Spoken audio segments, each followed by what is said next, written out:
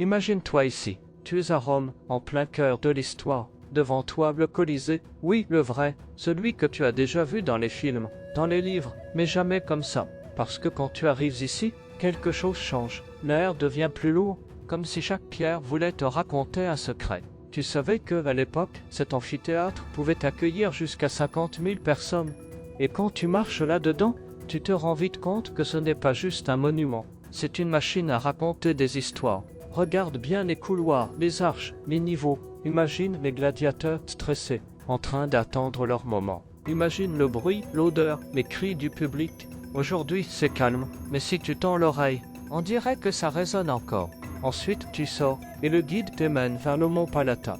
Et là, tu prends un peu d'altitude. C'est fou, parce que Rome, vu d'en haut, c'est comme un livre ouvert. Tu vois le palais des empereurs, les jardins, et tu te dis, donc c'est ici qu'ils vivaient?